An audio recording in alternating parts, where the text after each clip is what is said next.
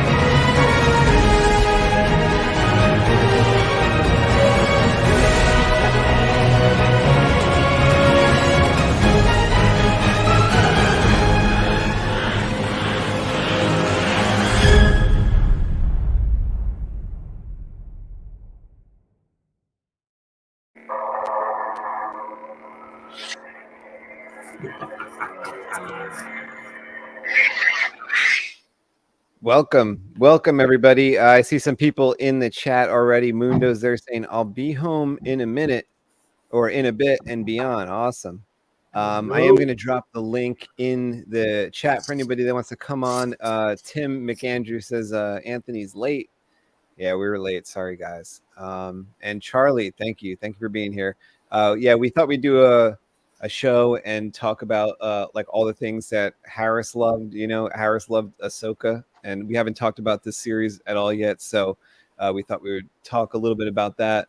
And, you know, of course, lightsabers, some lightsaber news, some new things that are going on with lightsabers.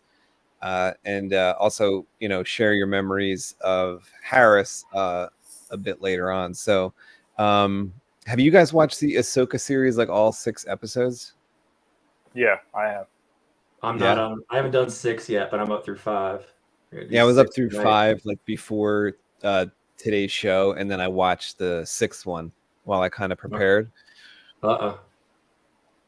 Yeah, so spoilers. I know Harris like loved Ahsoka because that was one of his favorite characters. Yeah. Tim McAndrew says, I loved episode 5. Me too.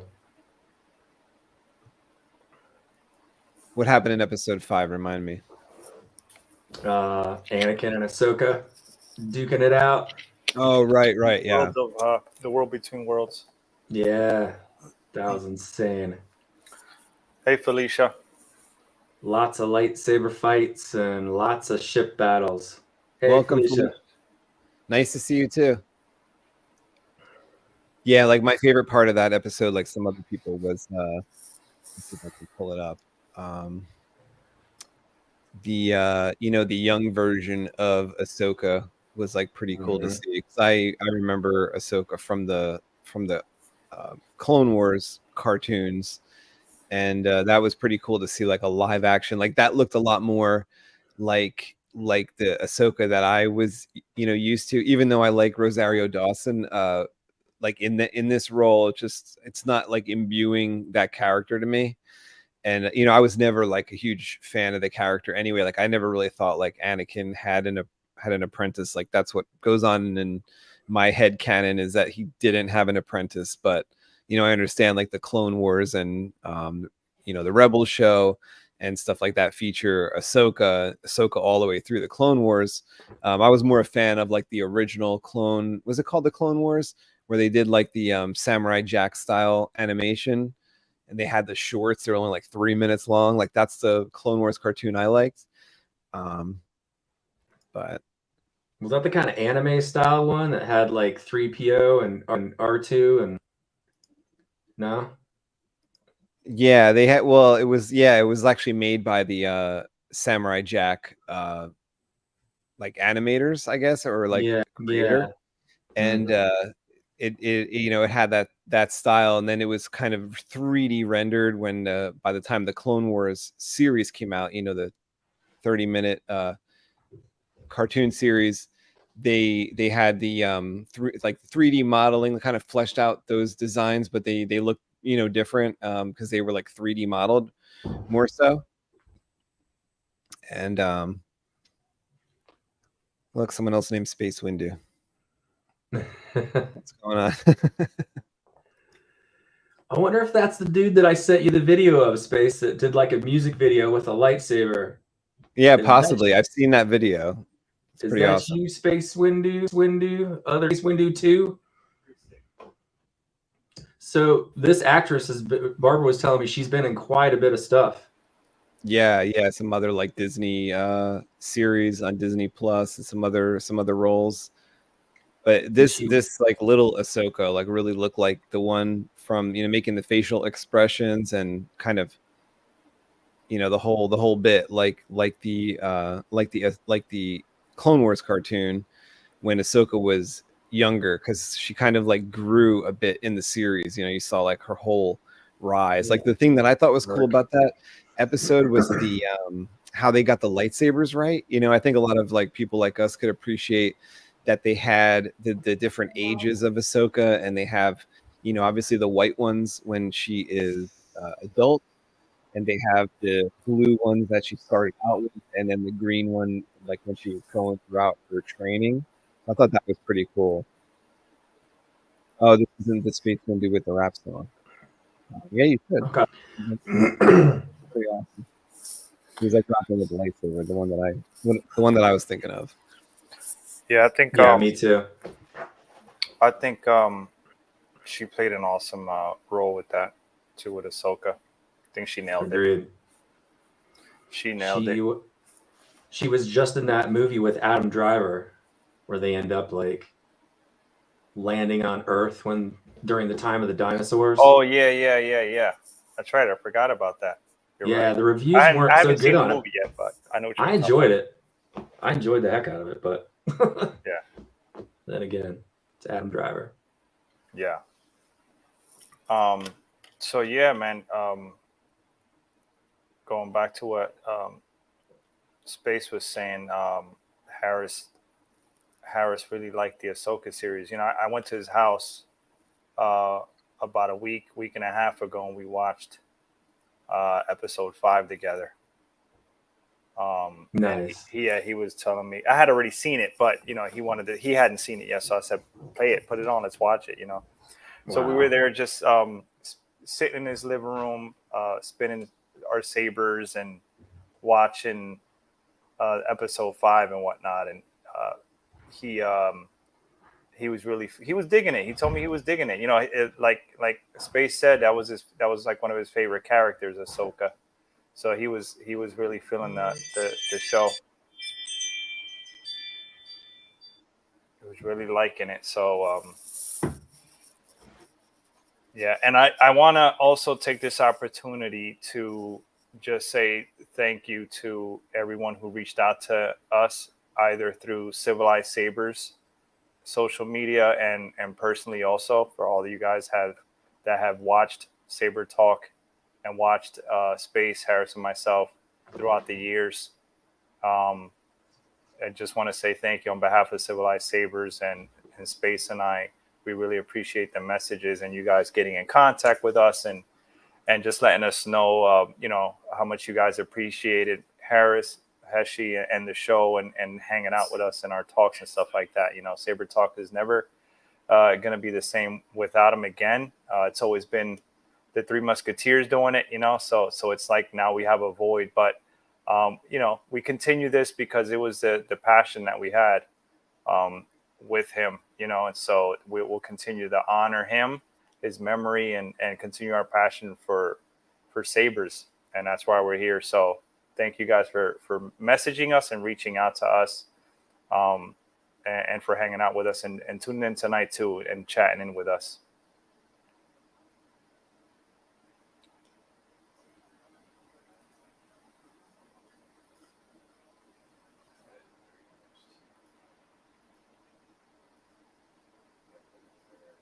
I was going to talk about the adult version of Ahsoka in the show, and What do you guys think about the movements, about the sort of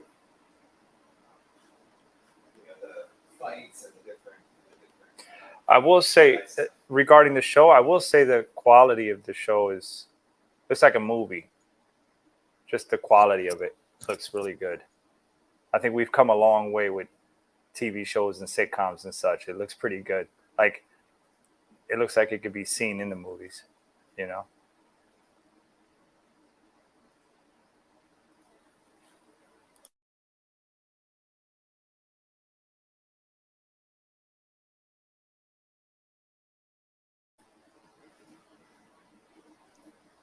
Sorry guys, I was muted. I was asking you guys about Ahsoka and what you thought about like the Jedi abilities and the fighting, like the martial arts in the show. I'm sure Mundo has something to say about that if he's watching.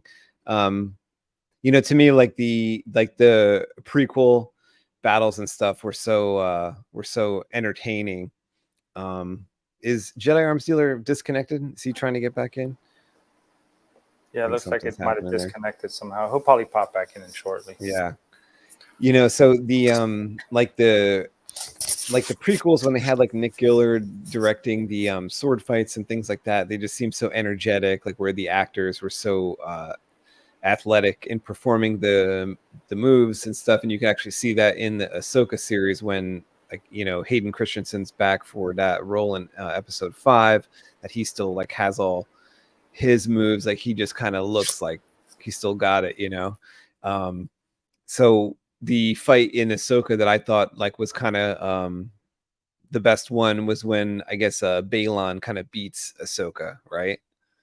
That one looked pretty powerful and cool. Those powerful strikes that he was delivering, that was pretty sweet. Yeah, I agree. It looked pretty cool on camera. It looked pretty awesome. Like, I wonder what they expect from Sabine. Like, what do they expect Sabine to do without much, without any real like Jedi ability? Like, what? I know. You know what I was thinking? Like, we're about to go right into episode 7, and nothing's happened with Sabine yet, as far as like force sensitivity and things like that. Unless they're leaving it for the final episode. I don't know what's going to happen. But and the fact that now Sabine is basically like supposedly stranded, on that planet. She hasn't told him about how to get back, and all that stuff. So we'll see how that plays out with Ahsoka showing up and all that. I'm starting to develop a prediction now that I think about it. Is like, all right, so it seems like the show really wants like Sabine to be like a powerful Jedi, because how the Night Sisters like said like, oh, like the Night Sisters in the other galaxy, right? When they landed, they were saying to her like, oh, she's like dangerous or something. She could cause trouble for us or something like that. And I'm thinking, okay, so what if like, but we haven't seen like she's just like lost fights and stuff like that. Like she's lost saber duels, she's not really like performing that well right now, and she doesn't have the force connection that the other she's just Jedi. been like coming off like goofy, the whole time. So I'm thinking like, what if, and they just introduced Ezra, right? So they just introduced Ezra in that last episode, and I'm thinking, okay, so what if, and they also, okay, so to give out another like spoiler thing for the show, hopefully you guys are all caught up on this, but Thrawn gives like the order that they can kind of go hunt them both down and just kill them both like when they find them. So I'm thinking, okay, what if Thrawn's people or Balin or whoever, they come upon Ezra, they come upon Sabine, and they start, maybe they're shooting their laser guns, at them, and then maybe Ezra, since he doesn't have his lightsaber with him because Sabine has it, right? That he gets shot and killed. And then while he's dying in Sabine's arms, Sabine gets enraged like Wolverine, like berserker rage.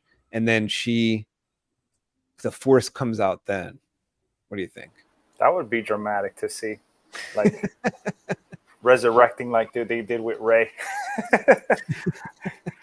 Like maybe a force blast comes out of her and then like slaps Balin. Whoever kills Ezra. Yeah, it would be cool to see her be initiated, I guess, for lack of a better word, with the Force in some dramatic, cinematic way, at Yeah. the end there. But who knows? Who knows what's gonna happen? Can you guys hear me? Okay. Yeah. Yeah. What happened to you? You had an audio problem or a video problem?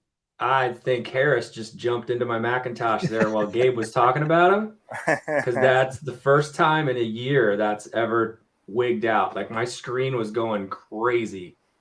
I've never Wow. seen that before. I don't know what just happened. Yeah. I had to do a hard reset, and I've Wow. never had to do that on this new Mac. That's So, crazy. Thanks, Harris, for letting us know you're here, buddy. Love it. That's awesome. Space Windu knows what's up. The prequel saber duels should be the standard for all fights. Yeah. Mundo says Sabine very foolish. Yeah, I don't know what's going on. Like she's risking the whole galaxy there. Like she's just hanging out with those bad guys, leading them to the place that this guy sacrificed himself in an episode of the cartoon, right? Like Ezra left to protect others, right? To protect the rest of the galaxy. And now she just brought the whole war to them. Opened that up. Are they addressing that in the show? I don't recall if anyone's kind of accusatory towards Sabine, saying, is there any New Republic people saying she's putting us all in danger? Does anyone say that, or maybe they don't know? They don't know yet, like what's going on. But I would assume some people are. Hu Yang was the only one that kind of insinuated that by saying they never listen. I told them to stay together. Right. They never listen. They never do. Yeah. Felicia says it's a character arc. Yeah, so I guess they're they have a couple potentials where you have the little boy who is Kanan's son, who is like a little green boy or green hair, right? And he has the powers that they're really looking for, but he's not doing the training. It's like Sabine's doing the training, right? But then they have Ezra, who does have the abilities, right? Now, do the abilities work? Do the Force abilities work in this other galaxy? They do, right? Everything's fine when they're in this new galaxy. Same thing, same powers. That's gonna be weird. Yeah, I don't see why it doesn't matter where you are. Okay. Because in the books, do you ever go deep when reading the books, Gabe? The the expanded universe? No, I haven't actually. There were some parts of the, I don't know, unknown regions or whatever, where where the Yuzong Vong people come from, I guess, where the Force was kind of absent. At least the type of Force that we're used to. They had 3 different names for it. There was the Unifying Force was one of them. The one that Qui-Gon talks about is the Living Force, and then they had some other one. And this outer galaxy used the Unifying Force, and our people over here, or in Star Wars world, didn't know how to use Unifying Force yet. They only knew about Living Force. So I don't know. It's weird. Yeah. So I was wondering, because also, see, they haven't touched on this yet either, right? In the books, Thrawn walks around with Yasilmari, which are force blocking slugs that cling to a tree, koala bears, but they're slugs. And he's got trees set up that these Yasilmari can cling to. So if people like Balon, or what's the girl's name with the blonde hair? Shin-Ati or something like that. So if she came close, their force power will be null and void. So I don't know if they're going to show that in the in the show at all. But that's really BK weird. You're talking about what's this. up, buddy? Hey, what's Happy up, BK? Saturday. Yeah, man. That's really weird. You're talking about this though, because Barbara literally just asked me today before she left for school if the Force would work in this galaxy. I was like, you mean this one here? Yeah. I was like, I have no clue how that works. Is it a different if you were utilizing the Unifying Force, something, then it would work. But if you were utilizing the Living Force, I don't know. I'm a little confused myself. because it's a galaxy far, far away. So aren't we all in the same universe? Yeah, we would be, Yeah. right? But that's what I'm Yeah, saying. It's like you're not going to go anywhere. I don't think, in my opinion, escape from the Force. You know, it's like, again, the Force is in everything and everywhere. So Well, they did travel, all those light True. years. yeah. But if the Force is a living thing, it's in everything, So I don't know. We'll wait and see. I agree. It's like when Superman came out of the chamber and he didn't have any more powers. It's like Ahsoka's gonna go like that. Nothing's gonna happen. But did there was there any force powers used once they've arrived yet? I don't think so, right? Not that I know of. And in the show, because I forget the last 5 minutes, did Ahsoka's crew show up yet or no? They haven't showed up. So only the bad guys arrived in the other galaxy so far. Yep. Okay. But the Night Sisters felt her coming, so they warned Thrawn and what's her face? I forget her name. Oh, so that's why they said Ahsoka's name, like they realized she's coming here. Mm-hmm. And so that's why Thrawn said to them at the end that, and I'm sorry about the spoilers, but That's all good. I'm gonna watch it tonight. It's all good. Yeah, it's still good. You're gonna love it.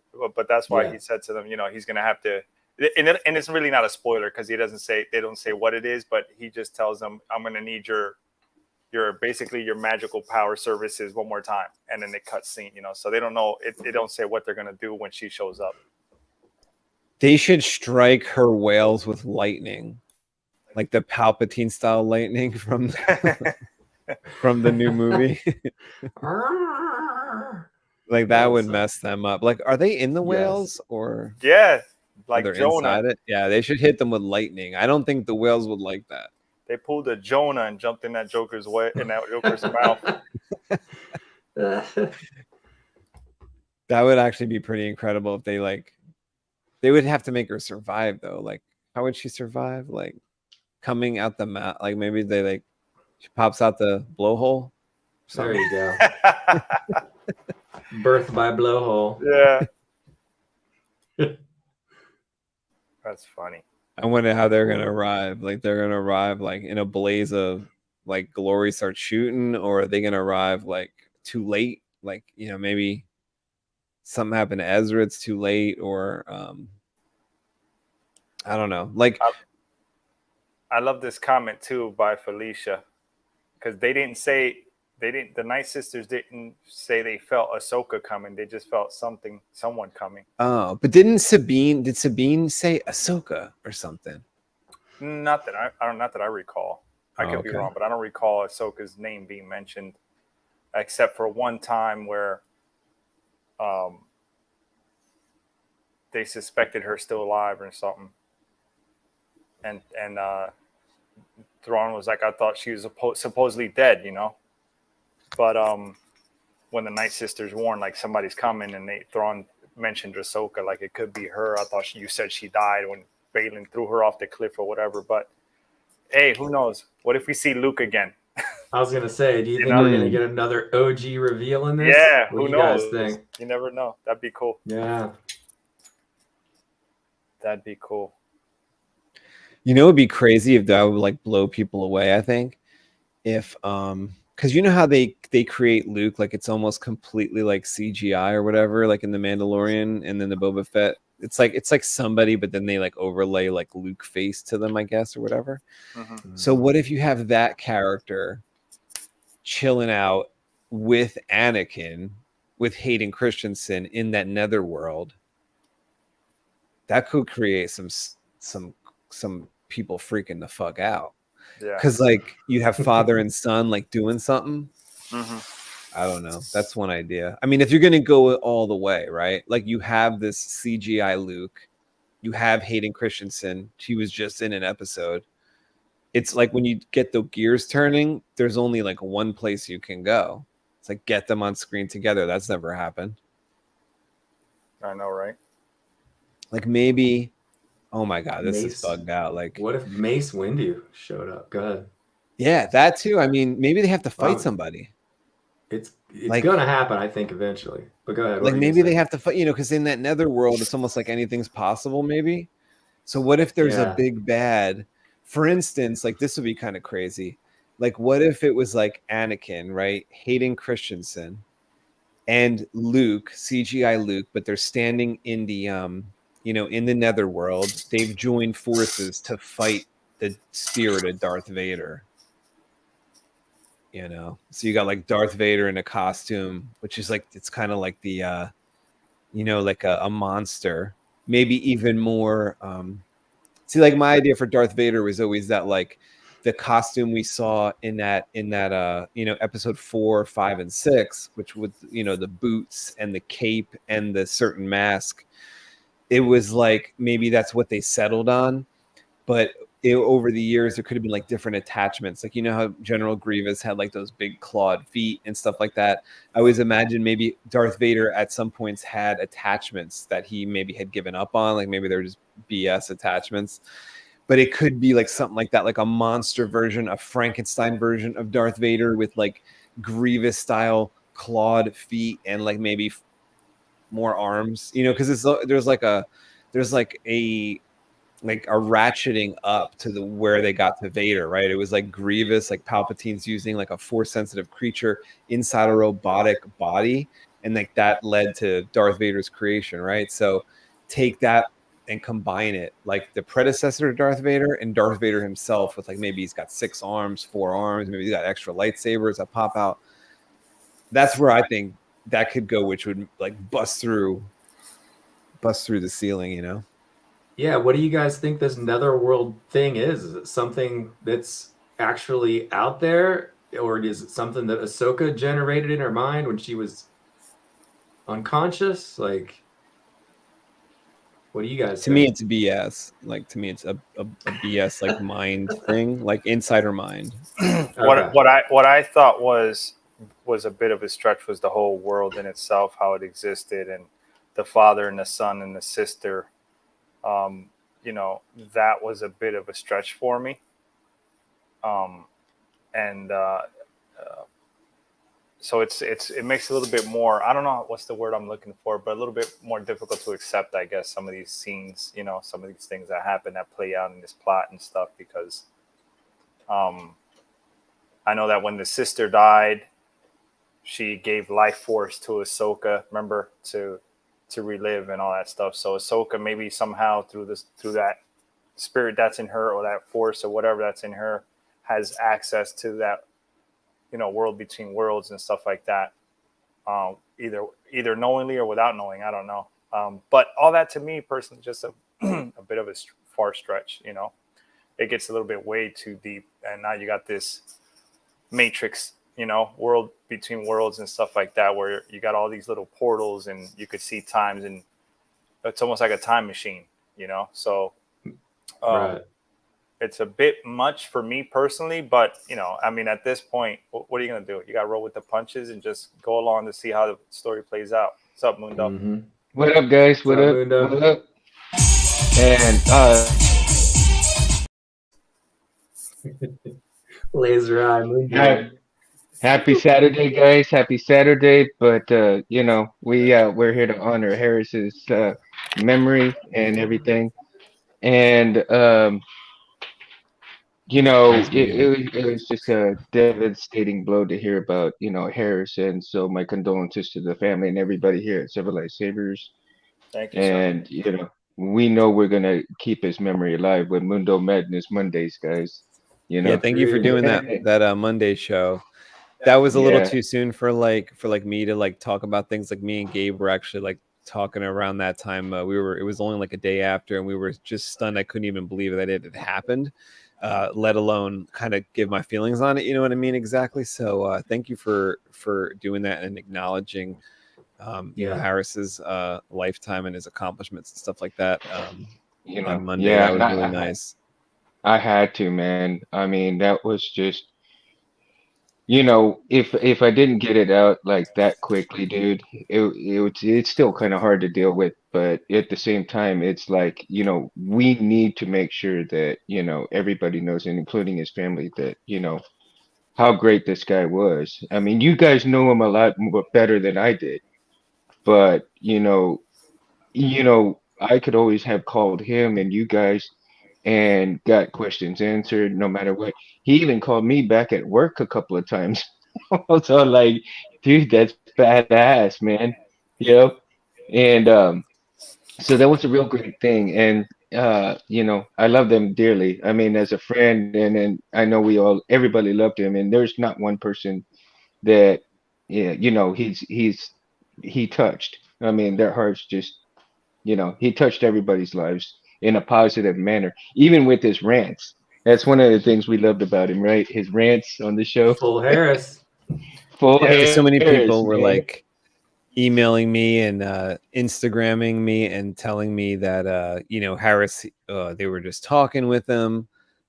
They were talking with him once a week or once a month, or and people I didn't know that he was like friends with, and it was pretty cool to see that he was really like integrated into lightsaber community, kind of talking to a lot of different people.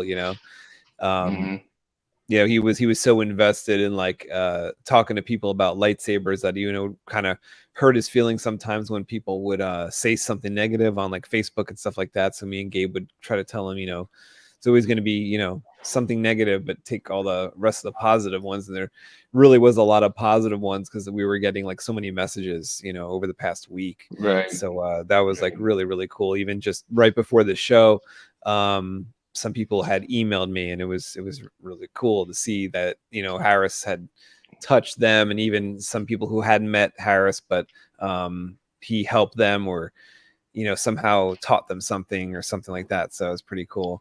Rich Sangelo says he was such a great guy, really an ambassador. Yeah, totally. Agreed. That's how he Yes, helped Civilized absolutely. Sabers a lot too, for sure.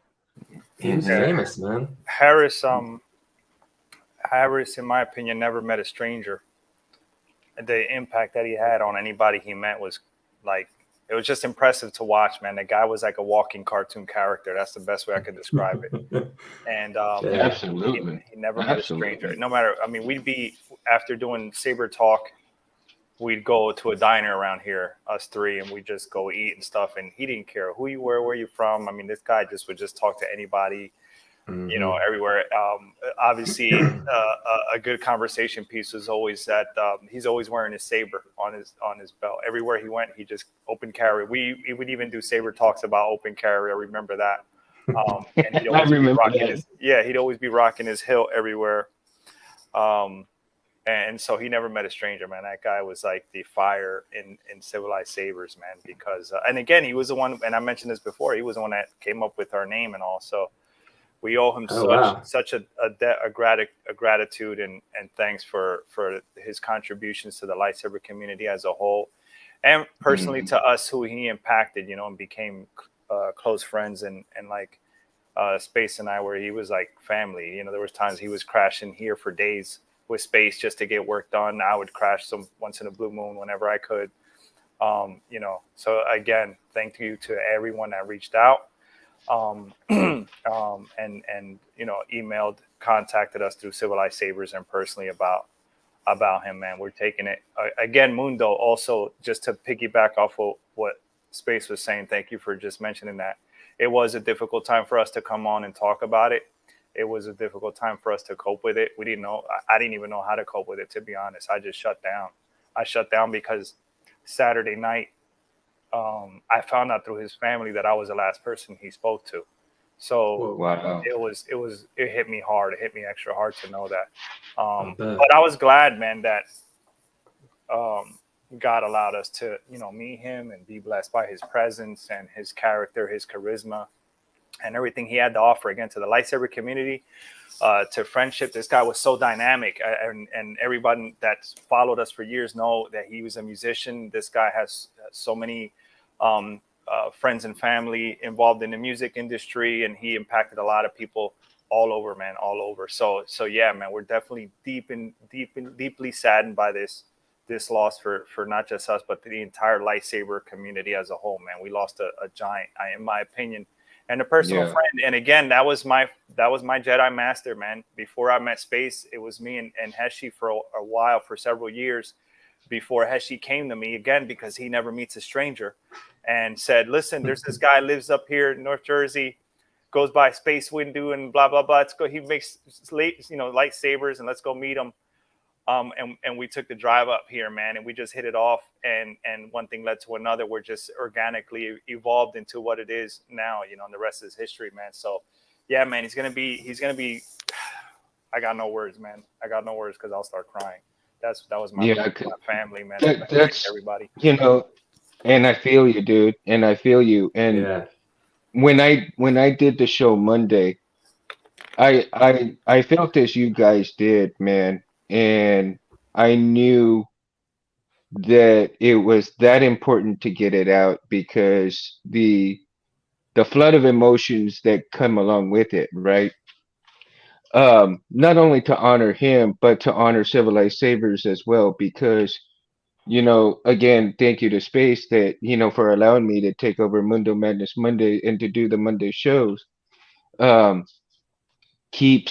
Keeps Harris's memory alive, but at the same time, it helped me to kind of deal with, the great depth of sadness that I was feeling at the time, because, dude, I mean, I was just bawling, dude. Like, when I heard that, I was just bawling, man. And it's like, I gotta get it out. I gotta get it out.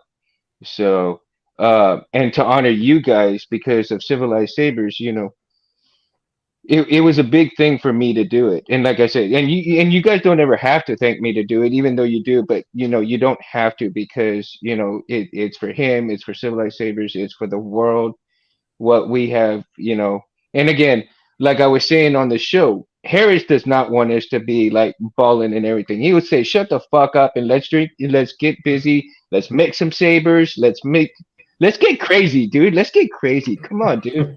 That would be Harris. Yeah, let's get nuts. That would be Harris, man. He'd say, like, get the drums, get the music, let's get the music going, dude. Fuck all this bullshit. Let's get the music going. And now, Gabe, I know you and Hashi, man. I think as musicians, I think that's why it was a stronger bond there too, because both, musically inclined, right? I don't know. Did y'all do any jam sessions together? No, we actually, I'm lying. We did like a brief jam at his house. He used to have his whole setup. He turned his garage into like his little rehearsal spot. He had his drum kit set up. So at one time I was able to go over and jam briefly with him at his house just for kicks and giggles. But never got to do like a gig. We always wanted to do a gig together. And we always talked about it, just never came into fruition, man. But I did get briefly to jam with him at his house one time, man. It was so cool to see him just do his thing. He was a show in itself. If you ever got to see him perform live, and I did on numerous occasions, this guy was a show in himself. Like, he's in the background because he's the drummer, but this dude would bring smoke machines, lighting effects. I mean, all this kind of stuff. And when he's drumming, everybody's like, you got the front man, obviously, you got the lead guitarist does his thing and stuff, but there was no way you were going to not know who he was in this gig, in this band, because he'd be back there doing a show, man. He was all over the place, spinning the sticks and throwing them in the air. He'd be real extra cinematic and dramatic about his playing. And it was just a treat to watch him, man. This guy was a show in himself. And I used to just laugh my ass off being there at his gigs, watching him, man, hanging out with him and stuff like that, And then so the closest thing I have to Heshi was Space.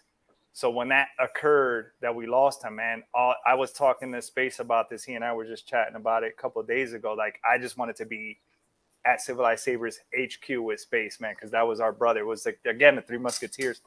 So I was like, Space, man, I feel as a Jedi, I feel lost. It's like the apprentice lost his master, right? Now is Yeah. the apprentice ready to be on his own? You know, it's like, is this a sign from the Force? Okay, now you're ready to be on your own. You don't need your master anymore. You know, that type of thing. And so much was going through my head, and I was like, Space, you're the closest thing I had to him. So guess what? You just inherited another apprentice. So I told Space, I said, Space, he was my Obi-Wan, but you're my Qui-Gon now. So Yeah. And Space's favorite saber. yeah. Yeah. Yeah. And that, you know, he wanted to hang out with you guys. He wanted to do more saber talks. That was one of the last thing he told Gabe last Saturday night when they were talking on the phone. He wanted to come over to the Starship Destiny and do an old style saber talk where we sat around and talk sabers. So he really wanted to. I know we haven't done a video in a while. It's probably been like a year since last summer. But you know, he wanted to do another one. He was gonna try to get over here like this week. He was trying to, you know, get Gabe to drive him over the next time that Gabe came over. So, because he was having trouble seeing at night for the driving, so he was gonna hitch a ride with Gabe, come over. He really wanted to do saber talks and like entertain you guys. So that was something he loved as well. That's actually why we were having the conversation Saturday night. We were planning out the details. He wasn't feeling well, you know, and so like Space said, he couldn't see really at night anymore for driving and on. He didn't feel comfortable driving, so I told him I'd pick him up, bring him over here so we could do saber talk. And we were just discussing, you know, what day and time. And then shortly thereafter, we hung up. We were still texting about it. You know, I still have the text messages, and he was sending me pictures of, he just ordered the Vendari like I have. He fell in love with the Vendari. Wow. Yeah, he fell in love with the Vendari that I have. And I gave him the information on how to order it from AZ Sabers. And he went and got it. And so that night, Saturday night, he was just texting me pictures of it. And he took the chassis, and I'll have to maybe provide these photos later, but he took the chassis out because it's a 3D printed chassis that they give you. And so what he did was, he at home he had, you know, paint for this type of stuff, so he went and painted a bunch of it like gold, metal, and little details and stuff here and there to make it look more realistic and whatnot. So he was sending me videos Saturday night and pictures, which I will forever keep of the chassis painted after what he did, you know. So I thought it was pretty cool, and I'm glad to mention that his son Devin inherited his lightsabers. So his son's got them. That's awesome. You know, the family's gonna keep that as a treasure and an heirloom, which is right. That's good. Which is awesome. Good. Which is awesome. So yeah, that was the extent of our conversation. Was like Space said, was so that we can come here. It's been a while since, you know, us three did, the original crew did an actual saber talk. So we wanted to get in here with you guys and whoever else we can get in to do an awesome saber talk. And one of the things she did mention to me was talking about the Ahsoka series, because he was watching and keeping up with it. Among other things with the saber, he wanted to show off his Rendari. He wanted to talk about a couple other things. So that was the plot and the plan. So, but yeah, man, here we are. At least we get the opportunity to, you know, honor him, honor his memory, his legacy that he left us and left the lightsaber community, man. So it's cool. Yeah. Man, Rich, he says one of my favorite things was when he would raise his saber at the end of each saber talk and tell people to get the sabers up. Yeah, I think he's the one that kind of started that, man. He was so dynamic like that. He was so animated. Yeah. You know, and he would always do that. That was like a little tradition at the end of every episode. And then I took it as when I would see him do it all the time, I took it as like it was supposed to be like, you have to do it at the beginning of the show and you have to do it for closing. It's like the opening and closing prayer of the show was always of sabers coming up. So I started doing it at the beginning too, like an idiot. Like, are we supposed to do it now? But yeah, that was funny. Yeah, once I get I get my stuff in order, yeah, I'll be doing that too. So we'll make an ode to him that way. You know what I mean? For saber talk and everything like that. So, and I got some interesting ideas on the shows coming around too. So BK and I were talking, so we want to do like a night of the font table type show and all kinds of different things that we'll be mentioning and different guests. So I got to get a hold of some people and see how I can make some of these shows come on, get going on some of these things, man. And like I said, we'll honor his memory. But let's get back into where y'all were talking about Ahsoka. So let's get back into that conversation Yeah, about well, if anybody doesn't Ahsoka. know, Mundo does a show on Civilized Sabers channel and his own channel Monday nights. So check that out. He calls it Mundo Madness Monday. He talks about lightsabers. He talks about his friends. He talks about different things, comic books and different things. So go and subscribe to Civilized Sabers and Mundo Cabrera the Third. Is that your YouTube channel? Yeah, And, Mundo Cabrera, yeah, 7007. Uh-huh. Yeah, and he does that show on that channel. The reason why I put this show on Space Windu channel tonight is because I thought that, the whole time since we started Saber Talk with Harris all those years ago, maybe 8 years ago, I think Mundo said on Monday. Yeah, it's 8 years ago. It was on this channel, right? So that's why we're doing tonight on Space Windu channel, because that's kind of where we started with Harris. So I thought that was that was what we should do. Yeah, that's where I think most of the original Saber Talks are, on this channel. So if you want to see those, you can probably scroll back in the no, they weren't live back then. I guess they were videos from, or you could probably type in Saber Talk and check out those old videos. How can people find his game show video? Barbara and I were like crying on the couch. That was freaking awesome. Oh, that You was seen that funny. one? Oh, really? Yeah. I haven't seen that one. I need to watch it. You know what, you guys talk about yes, Gabe. talk about Ahsoka and stuff, and let me search for this you know video. while Space looks for it, I'm going to tell you the story about that. Again, going back to what I was saying, after a Saber Talk one night, we went to a diner. We would always go to a diner. It could be 1, 2 o'clock in the morning. We'd be hungry. We're done with the Sabers for tonight, or we're done with Saber Talk. Let's go eat.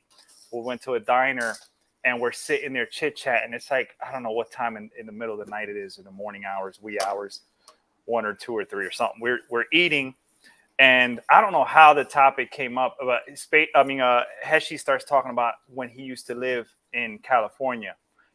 As back in the days when he's, a huge rock star and traveling. He told me that. He would be, like, what? He was living in California. Yeah. And he's telling us the craziest stories. and I'm going to tell you something. Internally, mentally, I'm like, this guy's full of crap. There's no way he was doing that stuff in LA, blah, blah, blah. Until a Netflix movie came up of the life or true story of Motley Crue. And let me tell you something. This is my hand to God. We're watching. He said, watch this movie with me. So we're watching the movie. It was me. I think Space was there, and Heshi. And everything he described in detail at the diner that night, we saw in that movie. Everything. He said, you see what? And I was like, yo, you talked about that place. You talked about this. He was like, I told you I wasn't lying. You see that restaurant? You see that? But that's where I was sitting at when that happened, that scene. And I'm like, holy cow, you really knew these people. Then he started showing pictures and like, this guy really had a wild, crazy, awesome life. But getting back to that, Gene Simmons, all that stuff. getting back to the game show. That night we're at the diner and we're talking, and he brings up the game show. And he's like telling us this whole thing about the game show. And again, I'm like, he wasn't on no game show. Are you crazy? And some of his stories seemed exaggerated. They seemed like a bit far-fetched, But didn't he say he won a car? Yeah. So he's telling us in the diner about this. And I'm like, what's the name of the game show? And he says the name of the game show. I grab my phone, and while he's talking, he doesn't know I'm doing this. While he's talking, I'm on my phone. And I said, you know what? Checking. Yeah, I said I thought to myself, when all else fails, YouTube. So I'm like, boom, boom, boom. I'm looking on YouTube, and I freaking find the video. I find the video, but before I tell him, do you remember the name of the show? I don't, man. man. It's been so long. It's been so many years. But He before sent it to me. Yeah. When we got off. Yeah. And so before he You know what? Let me look in my messenger. Go ahead. Before I showed it to him, I pressed play on it and watched it myself just to make sure it's him. Man, sure enough, it's him. It's his freaking face, and he's sitting there. And I went, holy cow, this guy ain't lying. So I said, I went like this. I turned the phone over on YouTube, showed him the screen, and I played it in front of him at the diner, in front of me in space. And I was like, is that it? Man, this dude lost his freaking mind. He was like, oh my God, in front of the diner, in front of everybody. I mean, mind you, it's been more than 20, 30 years or something, 40 years, almost 40 years since he's seen that. He was a young kid back in LA. He didn't know it was on YouTube? He did not know it existed. So you're showing it to him, play it back for the first time. He did not know it existed. And I said, is this That's it? Nuts. And I said, what? He's like, how the heck did you? I said, when all else fails, YouTube, man, just YouTube. Wow. And he was like, cool send it to me right now. Send it to. So I sent it That's to him. awesome. I sent it to him on the spot at the diner. He immediately, I think, posted it on his Facebook page. He started sharing it with his wife and all his family and stuff. Like, I guess people that he remembered, he must have told the story to and didn't know it was true. He started just like sending it to everybody. and it's a true story, man. He was on that game show where he had to smash. They gave him a sledgehammer or an axe or something like that. They set a clock, they set a timer, and he had a certain amount of time to smash his car up. And if he smashed the car up and That's right. It equaled the amount of, the dollar amount of damage that they expected, then he would win the new car. If not, then he didn't win anything, and he'd just go home with his smashed vehicle. And he nailed it. He nailed it. Yeah, like, holy crap. It was crazy to see him take a sledgehammer to his car, man. It was crazy. He had this nice car, too. And he's smashing the windshield, all the windows, the mirrors. He went around the back. He's smashing the lights, tail lights, the headlights. I mean, he went to town on this game show, man. And he had I don't know how 5 minutes or less than that to do it all, man. It was hilarious to see that. Wow. I know he sent it to me, so I'm going back through text messages, and man, there's just so much going back and forth. So I need to dig deep for it, but I'll find it. Yeah. It says, remember when we burned my Graflex?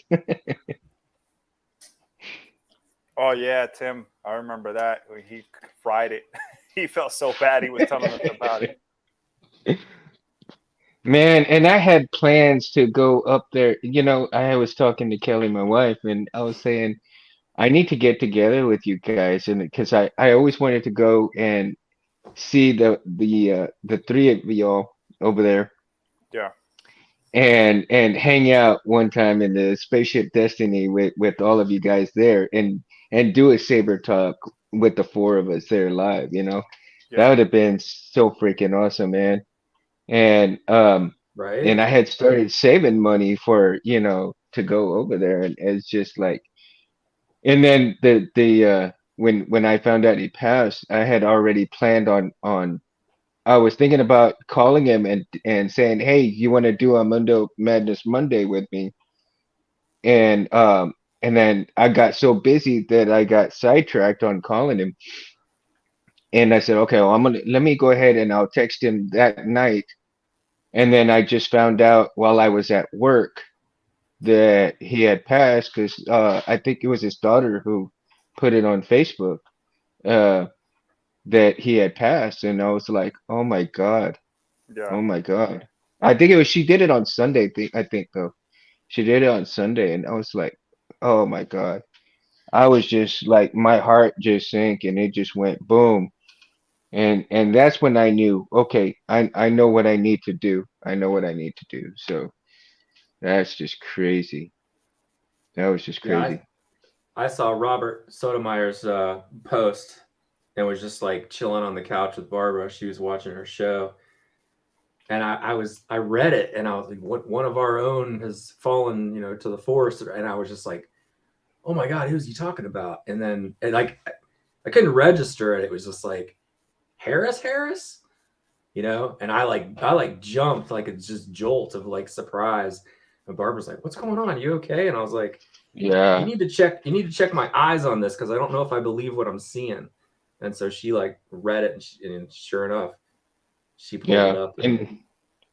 ugh, I was just like, this is nuts. Yeah. That's what I text Anthony right away, and he's all like, "What?" Yeah. Like it was just a total shock to him. He didn't even know when I texted him. I was Oh like, wow. I'm surprised. I was surprised that he didn't find out before I did. You know, Yeah. I mean, And being that Gabe and him and y'all were you're much closer than I was to him, but it was like uh it was just like a big shock, man, big shock. Yeah, I mean, I have still looking for the again, game show. I have no words to express and explain, the slight confusion and loss that I felt when I got the phone call the very next morning. I don't know. I was in another world, like Space said. We were not ready to cope with that.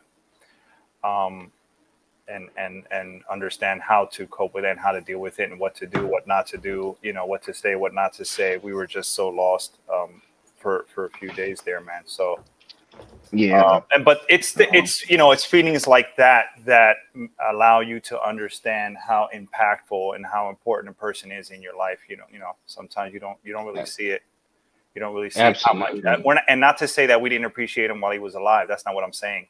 Right. Yeah. But sometimes you don't realize how much you actually care for someone, when they're gone, and to When they're know that, gone. and it was difficult. It was so difficult to try to understand. In my mind, I'm never going to hear his voice again. I'm never going to be able to call him, hey, Heshi, I got an idea for a hilt. I got an idea for this or whatever. That's all we did every time we talked was about sabers.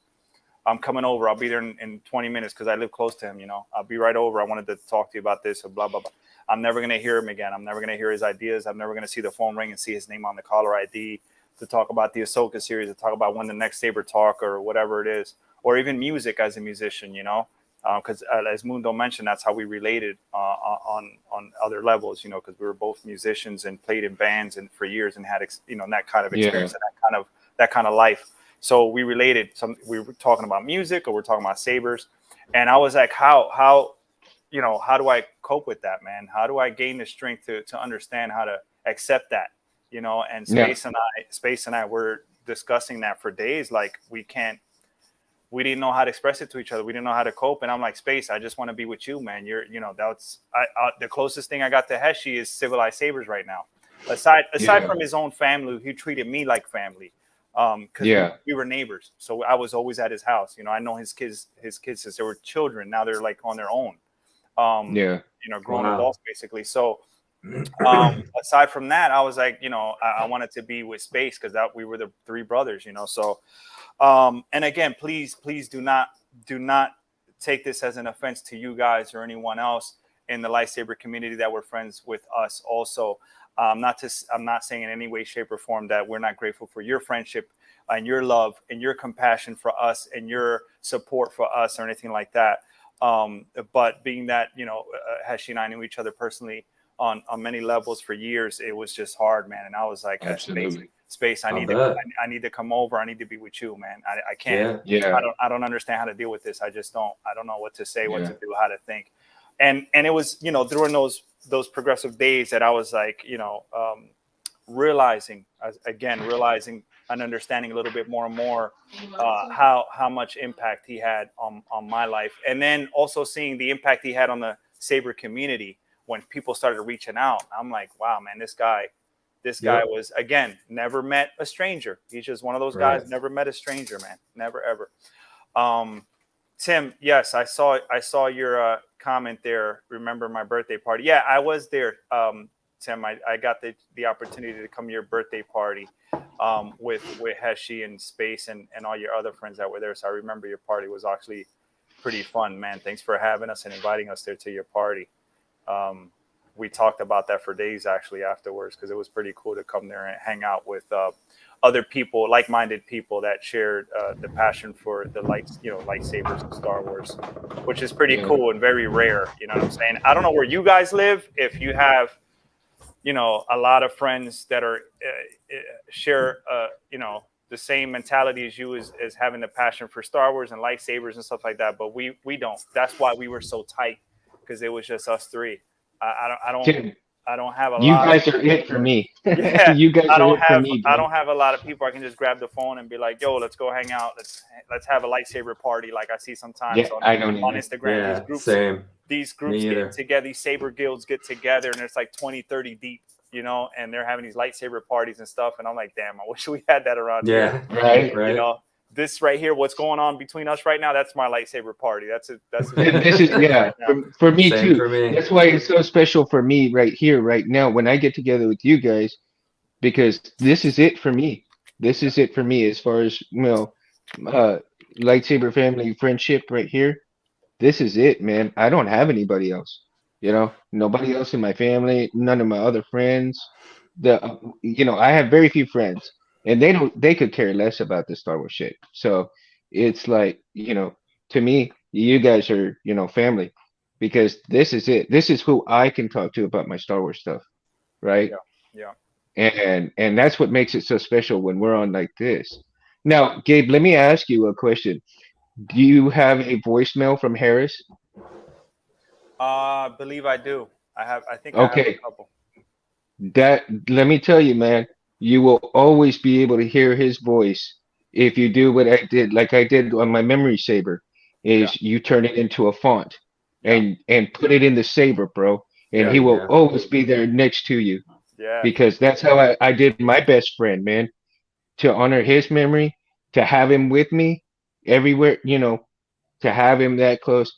I tell you, make that into a font.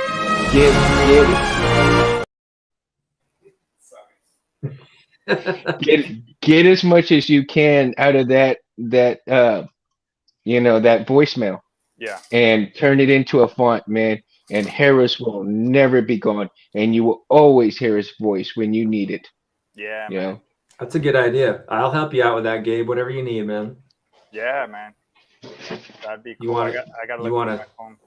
Yeah, if you want to record the audio to something and shoot it to me, I'll chop it all up and like turn it into some kind of font for you. Yeah, I could always extract audio from a lot of our saber talks, man. True. I can take Light them up. Yeah, Light them up. Yeah, I can take Yeah. phrases here and there and things like that, man. Exactly. Yeah, man. So I found myself for like almost a week straight, just every night, just doing my Jedi meditations, man. Sitting in the living room at home in the dark, doing my Jedi meditations, just meditating on him and meditating on how he helped guide me. It's because of him and it's because of him in space that I got, really passionate about lightsabers. Heshi and Space were the ones that helped me build my first custom lightsaber from TCSS. We ordered the parts. We had them powder coated prior to shipping. Got the parts in. And then here at Civilized Sabers, we started doing all the internal. And back then it was no chassis, dude. Back then it was cram fu all day long. That's all we had. So duct tape. Yeah, it was duct tape and cram fu. I remember that. And we built my first real lightsaber. Prior to that, I had a Force FX, and then I had purchased a Saber Forge Fury off another friend of mine from New York. That showed me this other world of companies that made real lightsabers. I didn't know that stuff existed. I just knew Force FX and other toys. And then this friend of mine in New York it showed me, hey, there's companies that actually do that, real lightsabers, not like plastic toys at Toys R Us and Kitty City and all these other little things, There's actual real. And I'm like, what are you talking about? So he went and showed me like some Saber Forge hilt that he had. Got it for a couple bucks off of him, and that was like my first real legit lightsaber. But then, remember that. Then another world was open to my eyes through Heshi and Space, which was the custom saber shop, and I started learning about building your own. And I'm like, you could build a real lightsaber, yeah, like just like Jedi do. You could build, and so I learned all that. I came into this world through that avenue, man, of building my own TCSS. MHS saber, and that was my first real saber. I remember that one. On Saber Talk. Yeah, that was my first. And so, it's because of them that I learned how to develop this passion for this community, man, and Star Wars as a whole. But with this focus, it's like you go to school, you study music with a focus on jazz or a focus on classical or focus on specific instrument. Or it's the same thing with this. I learned about the world of Star Wars, but the focus on saber building and what this community means, man. You know? Yeah. Totally. I Yeah, like it's 'cause Rich's of idea. space. Rich says do a dark side font with one of his rants. We should totally do that.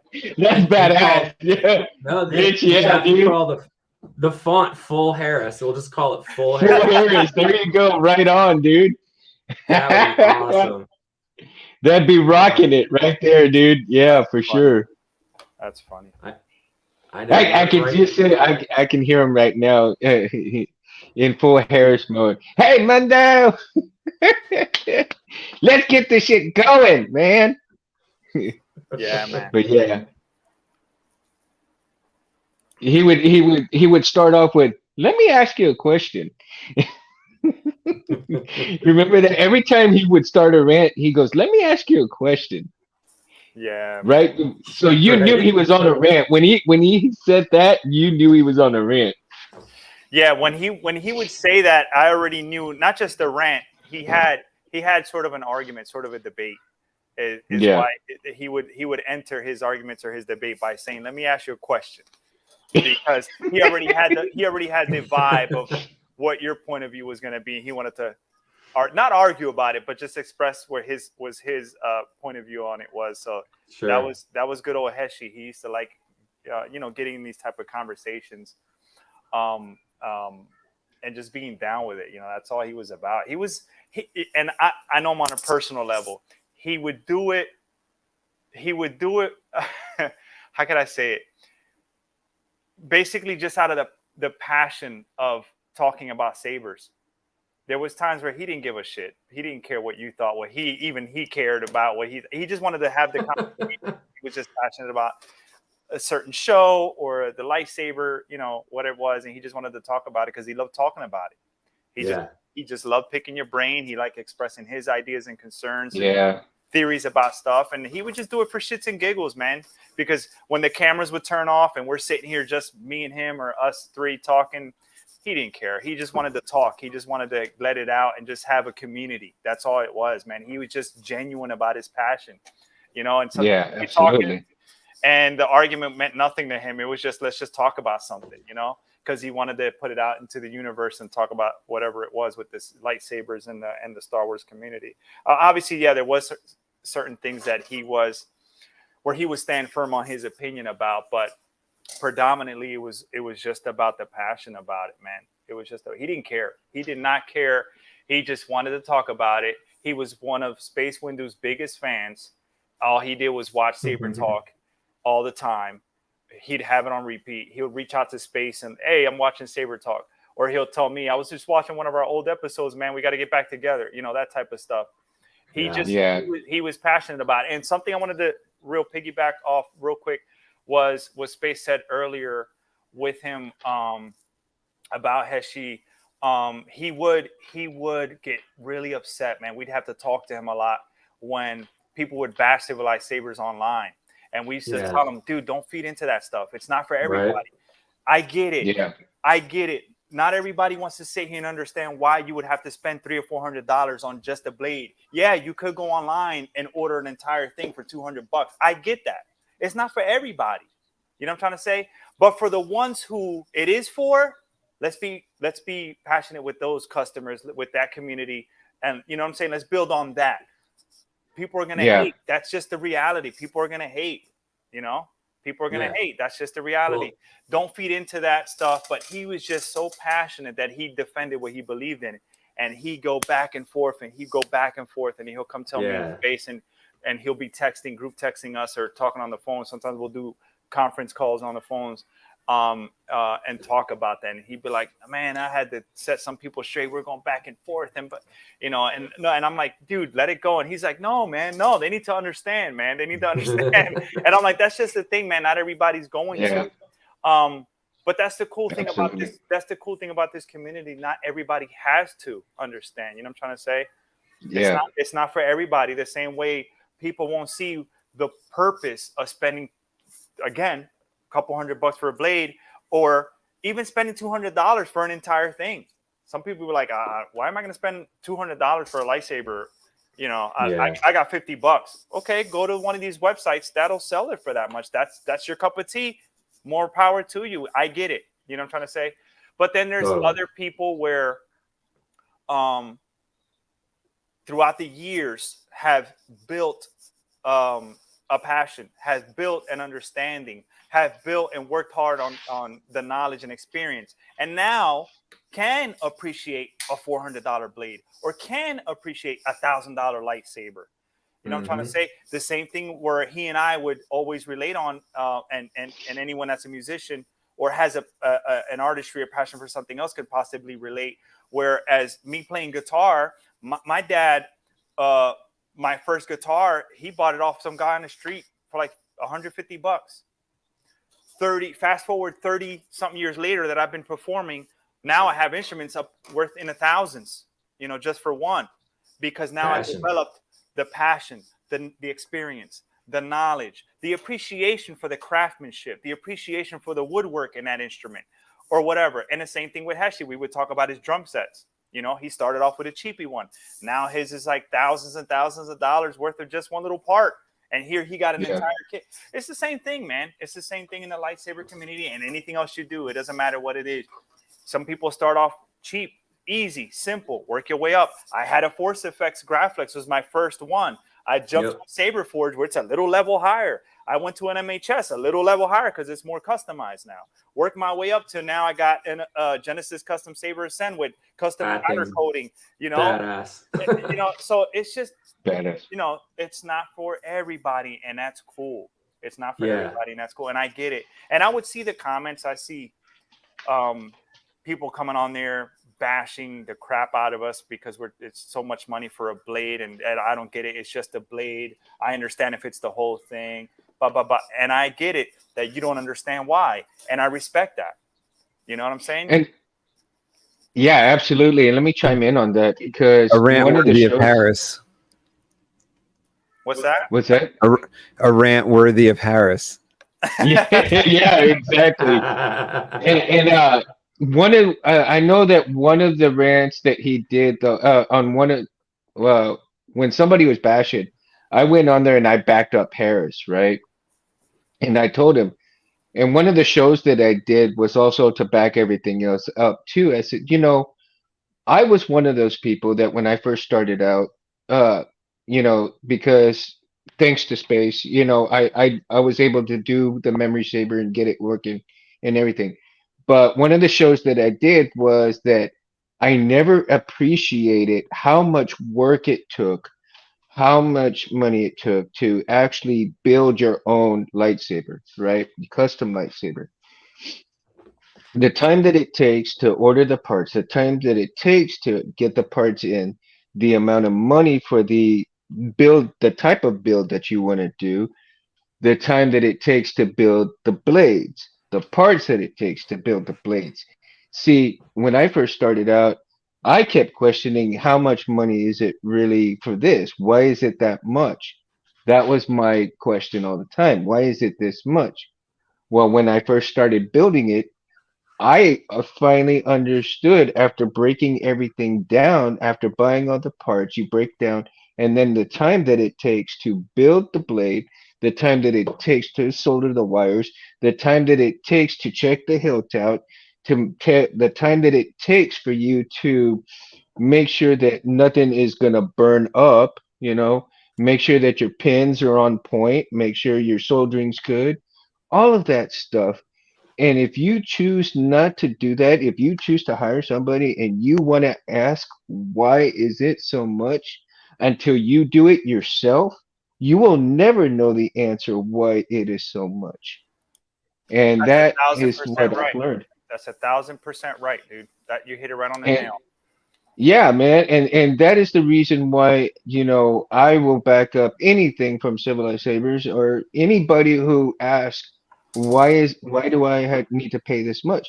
Well, if you're not going to do it yourself, if you're not going to invest your time, if you're not going to invest on learning this stuff, then you will have no idea why it is that much money.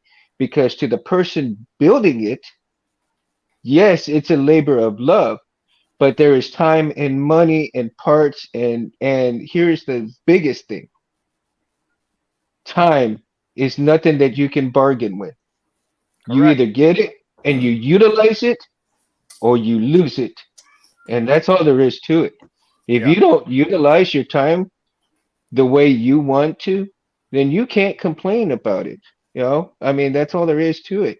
But if you're not willing to take the money to do it yourself, and you want something good, then you pay what that person is asking, because they know what it's worth. They've taken the time to do it, and they, if they're an honest and good person to go to, then what they're asking is well worth the money, because they put the love into that hill. They put the love into that build. And that is what you're getting. You're getting value for it, you're getting love for it, and a passion from that person for it. Now, if you don't want any of that, go buy a cheap ass saber and be done with it. But Yeah. don't complain Saber about the love. price. Don't complain about the price. Yeah, that's what I was saying. It's not for everybody. There's people that don't want to spend it, and that's a-okay with me because it's not for you.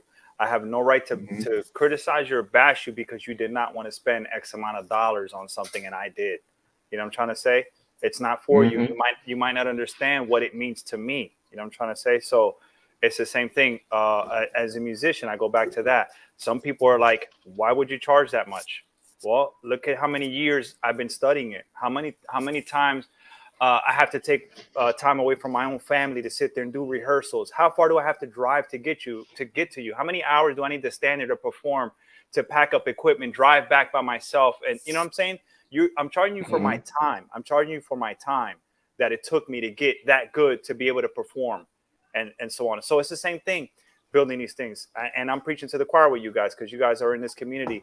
I've seen and I've been here in this place where I'm at right now, where I've seen and watched Space and Heshi working on these blades. And I'm like this. Literally 2 o'clock in the morning like this. And they're still and they're still on one blade. You know what I'm trying to say? Because something went wrong. And they got to go back. Yeah, R&D. So again, you're paying for more than what you see. You know what I'm trying to say? So again, Yeah, I'm not trying to bash anyone that doesn't agree with me. That's not what it is. It's just I get it. Yeah. You have the right to feel that way. You have the right to believe it. It's not for everybody. But for those who do appreciate it, for those who see and understand the quality and the craftsmanship and the time it takes and what they're getting in their hand when they get, this is a Pentastar at that. When they get, one of these blades in your hand, I get to come here and play with these things. You know what I'm saying? It's like, yo, dude, look what I got. You know what I'm saying? Like, yeah, there's people that are online. I've seen the comments and stuff online. People are like, they're dying for these blades, man. They're like, they'd give their right arm to be able to,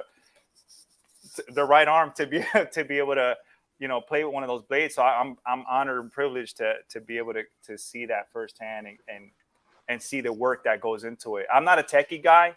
I don't build them. I help with whatever I can. Space will have me do something so simple, stand here, hold there, and just don't move until I tell you to with the blade, and then okay, I'll take it from there. That kind of stuff. I don't do nothing. But I stood here and watched them take these things apart, build them from scratch, and I'm like, holy cow, man! I wish I was a tinkerer like that and able to do that kind of stuff. But I get it. It's not for everybody, but for the ones who know how to appreciate it and want to spend the money, you're getting a good quality product that we stand by, man. We'll back up because we're passionate about it. And going back to Heshi, when he built something or he worked on something for you, it would be his heart, man. It would be his heart. It would be his passion. What you get is his love with his work, man. It was just he cared, and that was it. He just gave a damn. He just gave a damn. That's it.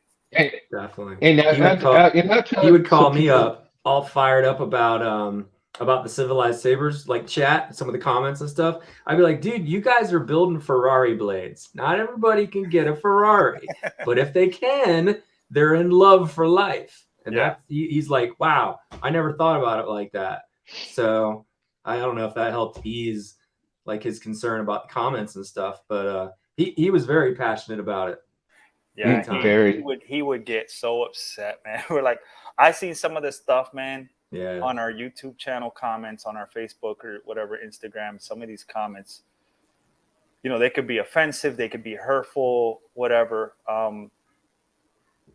But again, they're from the outside looking in, or vice versa. I'm from the inside looking out, and I know what I'm holding. I know what I'm holding and what I'm looking at, and I know the quality. So I don't have to speak the quality. You know, the blade will speak for itself when you have one. That's it. Yeah. Exactly. And so, but it was a little bit more to him because I got to speak about this briefly with him. We didn't talk too much about this topic, but to Heshi, it was more that he was defending his friends. It was more that yes, totally. Because he literally said to me that. He literally said that it was hurting his feelings. It was hurting his feelings because it was us. He said, he would say to me, they're not just bashing the blades, they're bashing us. They're bashing who we are as a team and what we do. And so I was able to appreciate a little bit more where he was coming from when he said that, you know, but then at the same time, I'm like, dude, let it roll off your shoulders, man, because it ain't gonna stop us from making blades. We're not stopping. We're stronger than ever, and I'm not gonna spoil anything. But space just showed me something coming for the blades in the near future that's gonna blow everybody's minds, and I'll leave it at that.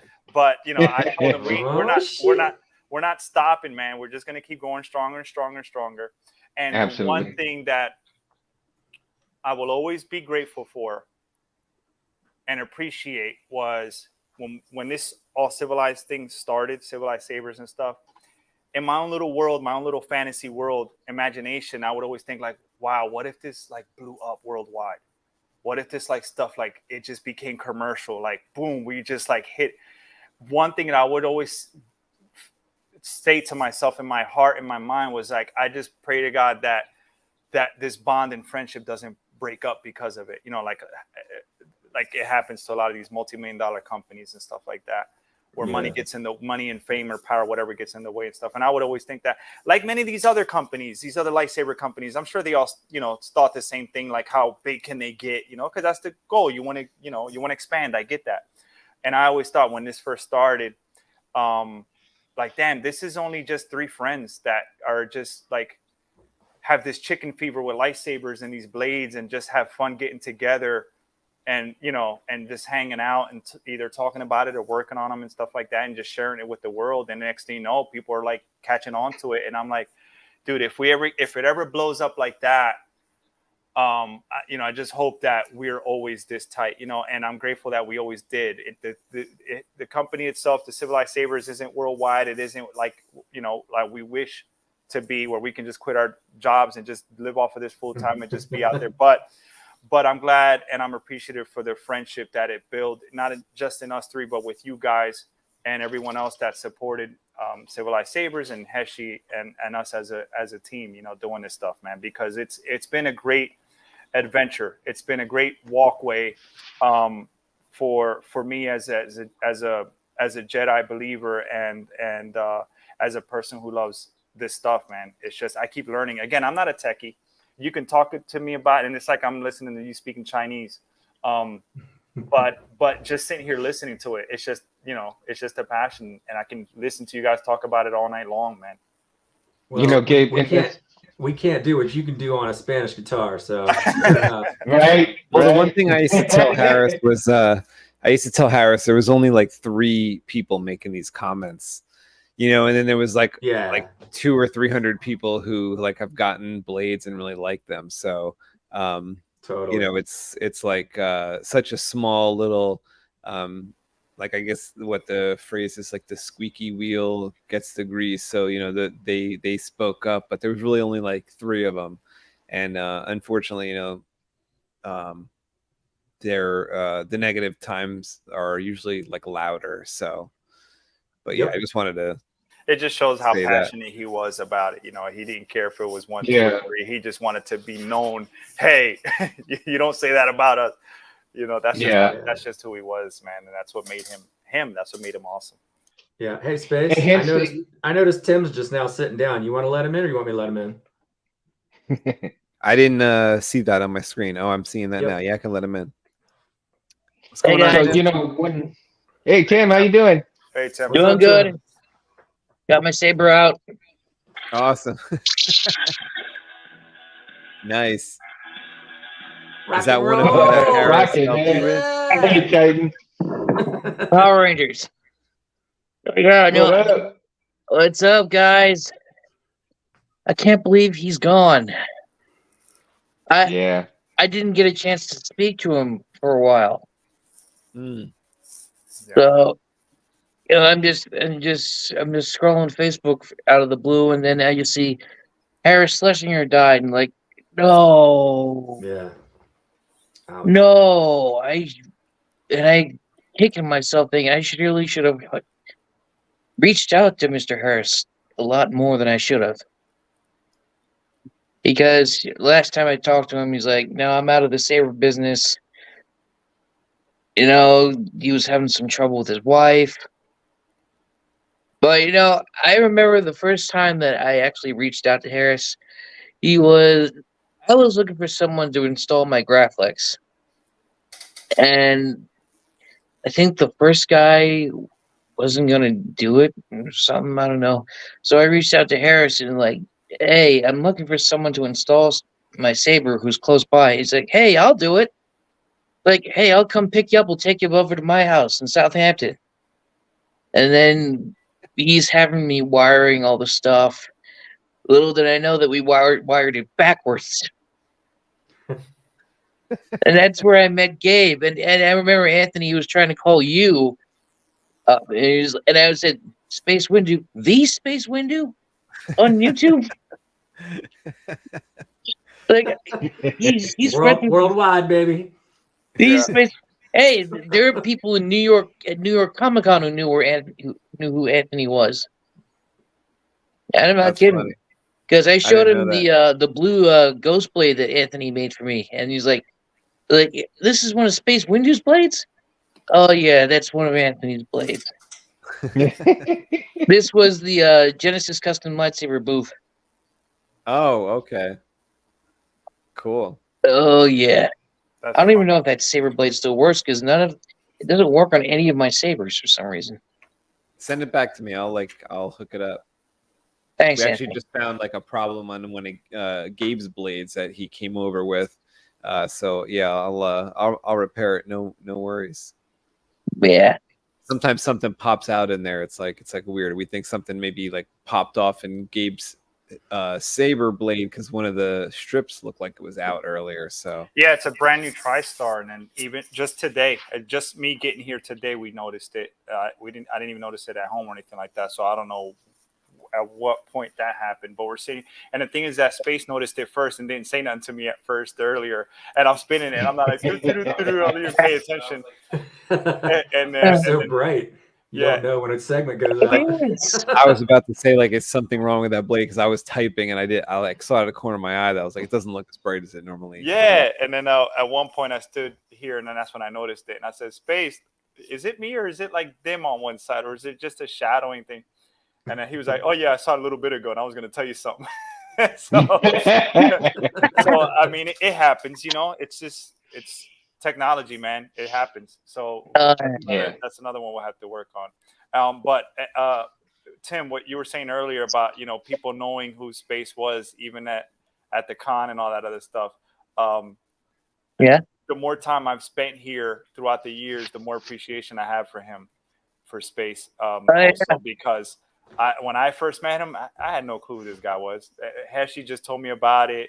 I didn't know he was on this FX forum, and he was known for building. I kind of find out there's like a 2-year waiting list or something for his blade or for his hilts at the time when he was more focused on that. Or now he's more we're more focused on blades. But back then it was just like full blown installs, and I'm like, and this is before the spaceship was like evolved like it is now. This is back. It was just three. Yeah. It was like Jeff Bezos. Destiny. It was like pre-destiny, like Jeff Bezos in his garage just starting off. It was. That's how it was here. And now that I've been here longer, I can appreciate it more. What happened? You actually found what? I found a video of Harris when he was demoing my Graflex. Oh yeah. Oh, that's pretty cool. You're gonna have to send that to us so we can watch it. Yeah, I that was great. I was looking for that car video. I couldn't find it. The one where he smashes the car. I'm Like, gonna come across it. I swear, I'm gonna look for it. It's got to be on. I'll look for it too. Yeah. So I am having the graphics that Mr. Harris built for me reinstalled because I sent it over to CC Sabers, and I don't know what the guy did to it, but he just half-assed my saber.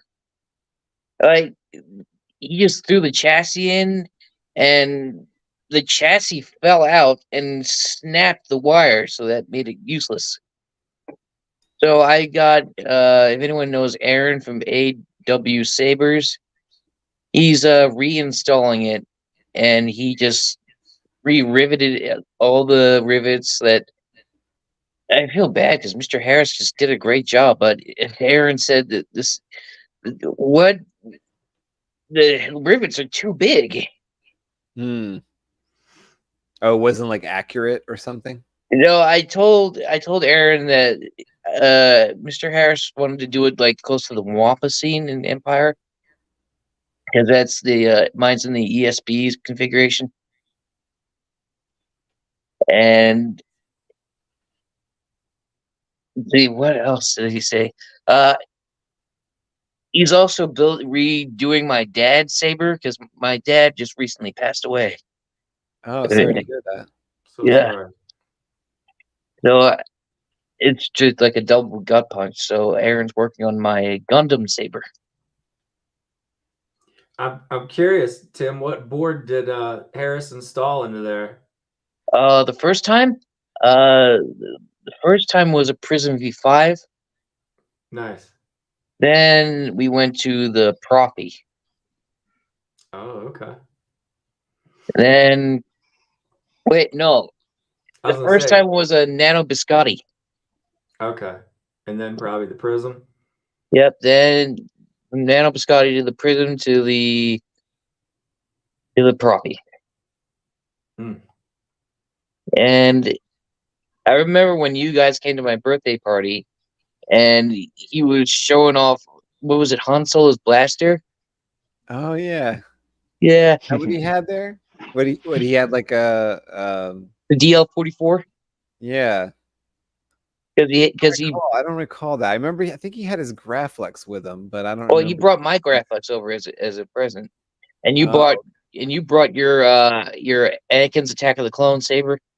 Okay. Yeah. I think I was still. Hey guys, I don't mean to. What's that? Guys, I don't mean to interrupt, but I gotta go. I love you guys. I'll see y'all. All right, Hopefully, Mundo, thanks for hanging good out. Bye, Mundo. See you, Mundo. y'all have a good one. Thanks for coming Mundo on. out. Peace. Later, brother.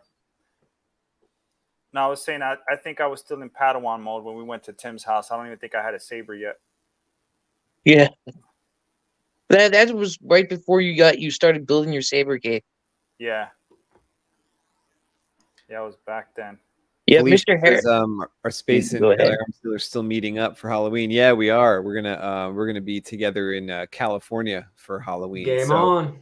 Jedi Arm Oh. Stealers like preparing some supplies for us to maybe go out and take some pictures with like some blades and sabers and stuff, and also have fun with some sound while we're out there. Because You guys gonna go up to the Redwood Forest where Endor was filmed? Are we? That would be Is up that too north of San Francisco. Yeah, I'm down here in Oh, San okay. Diego. I'm starting so- out in San Francisco, driving down to see Jedi Arm Stealer in San Diego, and we'll be hanging out probably around San Diego. You know, I don't know how long you have up there, Space, but you could hit Muir Woods, which is like pretty much the Redwood experience right there outside of San Francisco. It's sick. I Totally might cool be area. going there. I don't know. Like my friend Good. planned the excursions up there, and I know we're going into like some campground and whatnot. That's what it could be. I don't know. But so I actually have a friend up in the animation business, and he told me, you ever want to go into a Skywalker Ranch, just let me know, and I'll just get you in for free. where's Skywalker Ranch? In I don't know. relation to, like, I have no idea. I'm somewhere in LA. So he's worked with think he worked on the Star Wars Detours cartoon. Anyone remembers that pilot? Where it's No. like Robot Chicken. Mhm. You look it up; it's really hilarious. the Oh, is Robot it like Chicken the stuff. Robot Chicken Yeah. version of Star Wars? I have the DVD of that. Yeah, but it was like a CGI cartoon, and you know the meme where Vader's going, "Yo, the Empire is totally cool. You should join it or something." That's where that's from.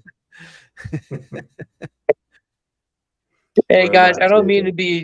I don't mean to be rude, but I gotta get going because I got work like on Monday. But I gotta. Right. My patient stopped doing his dialysis again, so Oof. Oof. yeah, healthcare Yeah, nurse. thanks, Tim. Thanks for Thanks telling for your hanging story out. about Appreciate Harris. Bye, See you, guys. Tim. Great Thanks to for see sharing, you, buddy. Talk to Tim. you soon. Bye, bye. Later. I just can't believe how much Facebook was blowing up like right afterwards. I was seeing posts from people not even in the Saber world. I think I sent you that one space where I was like, wow, so much of Well, that. that's the one just thing, all over. Harris didn't like ever realize, unfortunately. Like he was kind of self-depreciating, and he didn't really understand that he was like known and like loved as much as he was. I that's what I think. Gabe, do you Famous. agree? What's that? Absolutely. Like whenever I would like bring up that people appreciated Harris, he never really, unfortunately, never really got that. Like he never really understood like the reach he had, really. Yeah. I mean, Because he would kind of tell me like these self-depreciating comments. Yeah. Right? Yeah, I would hear him say that too. I guess, he's one of these guys where he just wore his heart on his sleeve and didn't know, or maybe just failed to understand and see how much he was loved and how much he was cared for. He was, always focused on everyone else and just being there for everyone else and stuff like that. He didn't realize how much he was loved. He had an idea, but maybe not, full extent understanding of how much he was cared for and appreciated. And things in life, sometimes affect you in that way. He was going through a lot of stuff personally and physically also with his health. So, that does knock you off your game and stuff like that. And, you get anxiety, depression, all type of stuff that start mentally affecting you. But again, I made sure, to have these talks with him and express, how much I cared and how much I saw him as a brother, and always reiterated that, reminded him he was there for me in this whole community thing and walk since the beginning. He's like family, and always telling me he loved me every time he hung up the phone. I love you, baby. I love you. That's all he ever said to me. His exact phrase, he would always call me Gaby baby. I love you, Gaby baby. What you call. And so I was, I'm obviously destroyed and heartbroken with his loss, but at the same time, so grateful that I was able to share that with him. It's different if he passed away and it was, ended up on bad terms or something like that. And just like, I'm feeling guilty because I never got to say I'm sorry, or because we had an unfinished conversation, which I know happens to a lot of people, man, and it's difficult. But I was glad that when I spoke to him Saturday, it was a great conversation, and my memories of him will always be wonderful, great memories that'll last me my lifetime, that I've built with both him and Space, man. So I'm grateful for that, man, that I was able to be blessed with knowing such a person. Very few people in my life I could probably count in less than one hand that have caused that impression on me, or to leave a long lasting impression on me like that, man, where it's just these kind of, completely fully genuine people, man, that they just are who they are, man. What you see is what you get. They have nothing. They're fully transparent. They got nothing to hide. And they love you wholeheartedly. And that's just how he was. He was just, as wild as his stories were and as crazy as he may seem and stuff like that, the guy he was all about just you, man, just giving you that love and attention that you needed as a friend, man. So I'm grateful for that, man, that I will always at least have those wonderful memories and know that, okay, I lost him, but man, we had a great friendship. And even the night before I found out he was gone, you know, we told each other we love each other, man, and it's just that brotherhood was there, man. So I'm glad on that part, at least, you know, that I had that privilege and opportunity. And the same thing with Space, man. Me and Space are, you know, now we're even this sad event kind of brought us a little bit closer together, man. And now we appreciate ourselves or each other a little bit more, you know, in this whole endeavor, man. And again, we continue this passion for the sabering, and however I can help, I'm going to continue to be here, man, because we want to continue this journey with this lightsabering community and also honoring Heshi. The real Harris.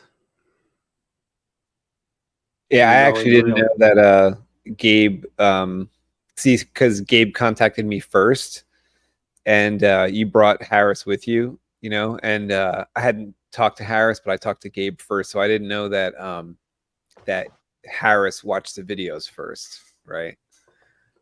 I thought you were watching the videos and then Harris came along, so that was something that I think was new to hear, you know, when you had said that. That was pretty funny. Yeah, man. I'm telling you, he was Already a fan. yeah, he was. He's the one that came to me and told me about you, that he met you online and started talking to you and stuff like that. I'm like, you know, I'm like an idiot in this world at the time, and I'm like, whatever, let's just go take a ride. Let's see who this guy. I don't know anything about building sabers, about any of that stuff. I'm just learning. Here I am with my little saber forged hilt. I don't know anything else.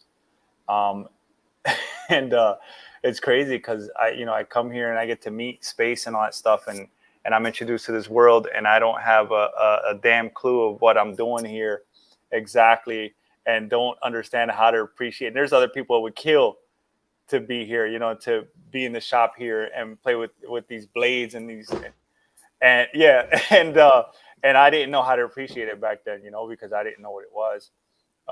So yeah, now I see it in a whole different light, thanks to people like Heshi and, you know, and a lot of you guys in the lightsaber community, man. The more years go by, the more time goes by, the more understanding I have about this life, man, this community, and a deeper appreciation. So now when I'm here and I get to hold, you know, a Pentastar, I know what I got now. I know what I'm holding. This one ain't mine. You know, this is just one to play with here at the shop, but I know what it is now, and I can appreciate, like what you said earlier, it's like the Ferrari or the Lamborghini of blades, and I get to appreciate that a lot more time now, because I know there's plenty of people out there that are like, dude, I would give anything to be in that shop and see that thing up close and personal and spin it around, you know, I'm trying to say, and be able to get one of those things.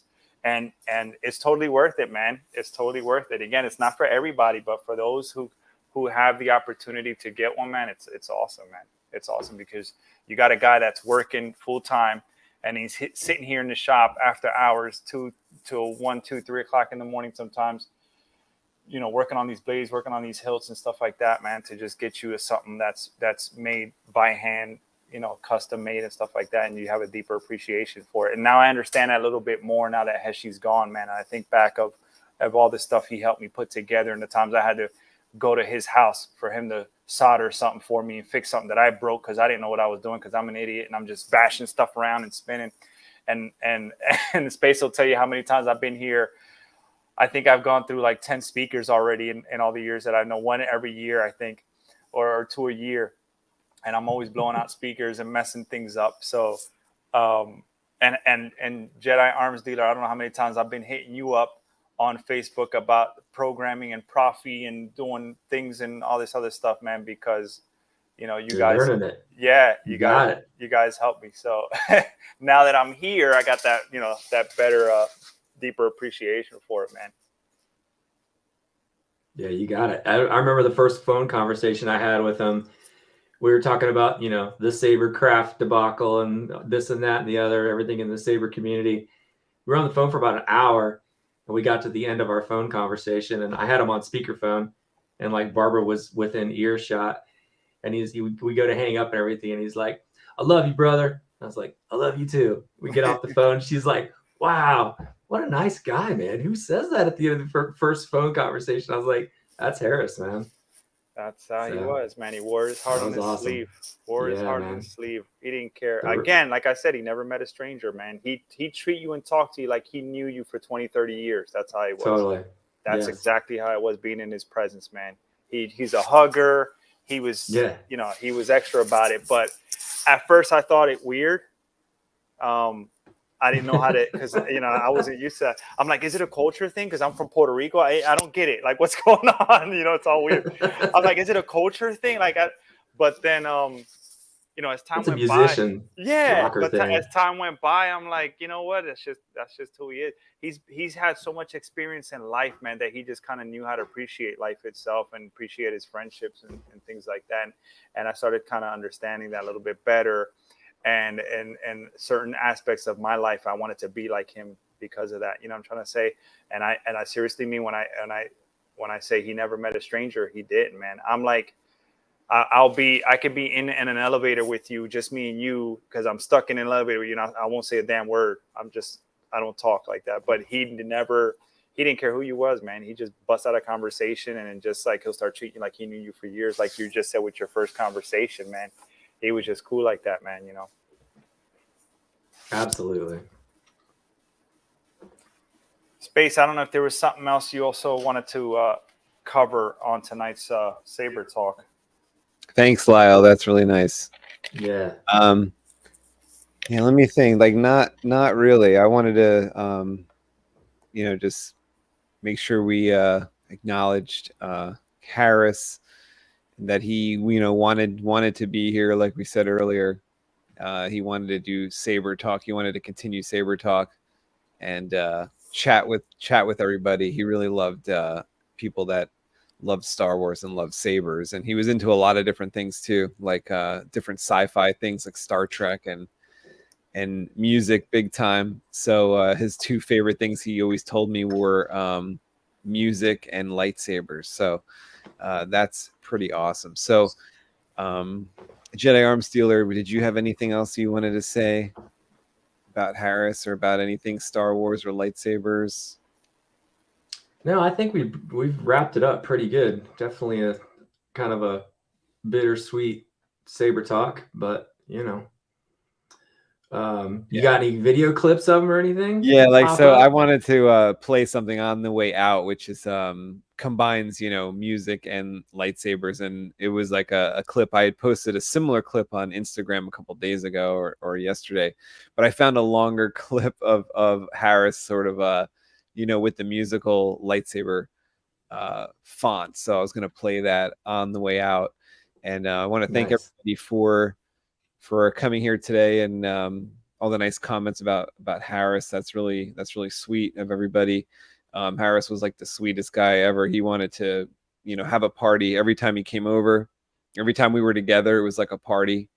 So every time we do a saber talk, we try to, you know, have a party with you guys. So that's kind of the intent of a lightsaber party. We actually used to call some of the shows, you know, a lightsaber party. But yeah, so he really loved lightsabers. So on the way out here, I'm gonna play that clip. Thank you, Gabe, for coming here tonight and doing this show. Thank you to everybody in the chat.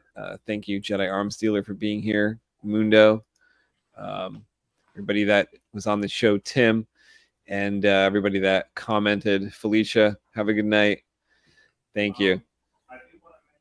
I do want to mention real quick. I know not everyone will be able to attend, but just to put the news out there, they are going to be doing a life celebration benefit for him October 7th at the Feasterville, Pennsylvania Fire Company. If you go on Facebook and look up Harris's Facebook page, Schlesinger, Harris Schlesinger, you'll see a link on there to purchase tickets. I believe they're $25 a person. And it's going to be a life celebration. It's going to be both Star Wars, superhero / musician theme thing. So they said you can come fully dressed. You can wear just a t-shirt, Star Wars t-shirt, whatever you want. It's going to be open mic also for musicians, because he was a musician for life. So a lot of musicians are going to be there jamming out. A lot of lightsaber enthusiasts and comic book friends and stuff like that. So that's going to be awesome. If you go on Harris Schlesinger's Facebook page, you'll see the link on there. October 7th from 2 p.m. I believe to like about 6 p.m. at the Feasterville, Pennsylvania Fire Company. He was a volunteer firefighter for years. So they're going to be doing at the company at the firehouse he used to be at. And it'll be awesome. A live celebration of music, friends, Star Wars, comic book stuff. He also, one thing that people might not know about him, he used to have a big collection of Harry Potter wands. He used to make them. He used to carve them by hand. And he had a huge collection of custom-made wands that he made. So in his house or in his apartment, he'd have like a display shelf, with his sabers and stuff. And then in one of those little sections, he have like a big collection of wands, of the Harry Potter style wood wands that he made, would carve by hand. Some real nice ones too. Because he was into all kinds of sci-fi. He had another entire display thing of the Green Lantern. He was like obsessed with the Green Lantern. He had like every Green Lantern ring collector's item you can think of, and figures and stuff like that of Green Lantern. So my favorite thing he had made, I think he had made it, was the Nightmare on Elm Street Freddy glove. The glove he made. That was my favorite thing, because it had like the blades on it. Like literally, he had the blades. He had real blades on the glove. It's like he made that by hand. So yeah, he was all into sci-fi and comic book heroes and Star Wars and Star Trek alike and all that other stuff. So this is why that celebration on October 7th, they said it's going to be, it's a mixture. It's just a plethora of different passions he had with sci-fi and comic books. And it's put on by his like bandmates, you said, right? Yeah. His friends and family are putting it together. It's again $25 a ticket. If anyone's in the area and would like to come and hang out that night from 2 p.m. to 6 p.m. again at the Feasterville, Pennsylvania Fire Company, October 7th. So it'll be cool to hang out, with all his friends and family, get some music. They're going to have drinks, food, and hang out. You'll probably see lots of comic book geeks and, Star Wars fans, lightsabers and stuff like that. So it'll be cool. It'll be a nice get together and a celebration of his life / party, So thank you for hanging out with us. Thank you to everyone for watching. And again, from the bottom of our hearts, thank you for being compassionate and understanding and reaching out to us during this difficult time as a team and friend of Harris. We appreciate you guys and thank you for, again, supporting Civilized Sabers. We'll see you at the next talk. Yeah, the one thing that I really wish I did earlier was this, because Harris was a little mad at me for not having an intro for him when he would come on the show. So I would play like a Star Trek clip, because I know he'd like Star Trek, so I thought it was a funny clip to play. But, a real intro for Harris. Then I found this video today, so a little late, but Harris finally does have an intro. We're going to use it as the outro tonight, and hope you all have a great night. See you next time.